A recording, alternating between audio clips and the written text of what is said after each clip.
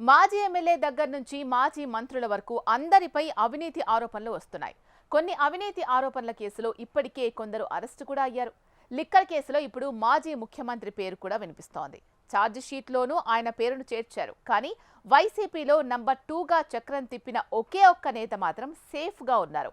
చిన్నా చితక ఆరోపణలు తప్ప ఆయనపై ఒక్క బలమైన కేసు లేదు. ఇంతకు ఆయన ఎలా మేనేజ్ చేసుకున్నారు? అవినీతి ఆరోపణలతో వైసీపీ ఉక్కిరిబిక్కిరి అవుతోంది. ఇప్పటికే పలు కేసుల్లో ఫ్యాన్ పార్టీ కీలక నేతలు అరెస్ట్ అయ్యారు. కొందరు కేసులకు భయపడి పార్టీని వదిలి వెళ్లిపోయారు. ఇంకా అరెస్టుల పర్వం కొనసాగుతూనే ఉండటంతో నెక్స్ట్ జైలుకు వెళ్లేది ఎవరనే చర్చ జరుగుతుంది పొలిటికల్ సర్కిల్లో. లిక్కర్ కేసు ఛార్జిషీట్లో మాజీ సీఎం జగన్ పేరు కూడా ప్రస్తావనకొచ్చింది. కానీ పార్టీలో నెంబర్ 2గా చక్రం తిప్పిన నాటి వైసీపీ ప్రభుత్వం తీసుకున్న కీలక నిర్ణయాల్లో భాగస్వామ్యమైన సజ్జల రామకృష్ణారెడ్డి పేరు మాత్రం అంతగా వినిపించడం లేదు. డీఫాక్టో సీఎం అనే ముద్ర తనపై ఉండటాన్ని ఓ ప్రివిలేజ్గా భావించుకున్న సజ్జల రామకృష్ణారెడ్డి మాత్రం చాలా తెలివిగా వ్యవహరించారట.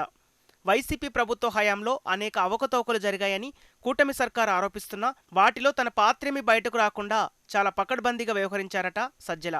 లిక్కర్, మైనింగ్, ఏ స్కామ్ ఆరోపణల్లోనూ సజ్జల పేరు వినిపించటం లేదు.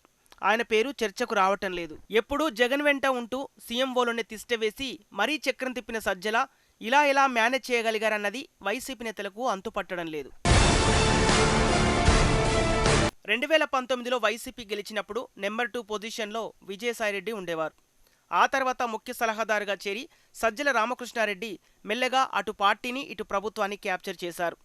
పార్టీలో అయినా ప్రభుత్వంలో అయినా ఆయన చెప్పిందే జరుగుతుందన్నట్లుగా మారిపోయింది. జగన్ను కలవాలన్నా ముందు సజ్జలను కలవాల్సి వచ్చేది నేతలు. అలాంటి సజ్జలకు లిక్కర్ స్కామ్ గురించి తెలియదని అనుకోకుండా ఉండలేరు. ఎందుకంటే జగన్కు సంబంధించి ఇలాంటి ప్రతి వ్యవహారం ఆయనే డీల్ చేస్తారు. కానీ ఆయన పేరు ఎక్కడా వినిపించటం లేదు. అదే వైసీపీలో అందరికీ ఆశ్చర్యకరంగా మారింది. సజ్జలపై ఇప్పటి వరకు వచ్చిన ఆరోపణలు చిన్నవే. టీడీపీ ఆఫీసుపై దాడి చేయించడం వంటి విషయంలోనే కేసులు నమోదయ్యాయి. పెద్ద పెద్ద స్కామ్ ఆరోపణల్లో జగన్ ఇరుక్కుంటున్నారు. కానీ సజ్జల గురించి ఎవరూ చెప్పటం లేదు. ఈ పరిణామాలు చూస్తే సజ్జల రామకృష్ణారెడ్డి అత్యంత తెలివిగా వ్యవహరించారని భావించవచ్చని అంటున్నారు.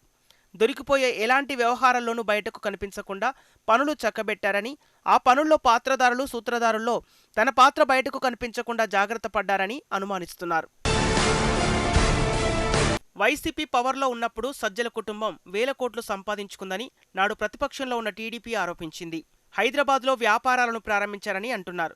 విచిత్రంగా వైసీపీలో కాకాని గోవర్ధన్ రెడ్డి లాంటి నేతలు కూడా దొరికిపోయారు. కానీ ఇలాంటి విషయాల్లో సజ్జల పేరు కూడా బయటకు రాకపోవటం, ఆయనపై ఈగ వాలకపోవటంతో జగన్ను ముంచేసినా పర్వాలేదు, తాను బయటపడాలని ముందు నుంచి ఆయన ప్రత్యేక ప్రణాళికతో ఉన్నారన్న అనుమానాలు వైసీపీ క్యాడర్లో వ్యక్తమవుతున్నాయి.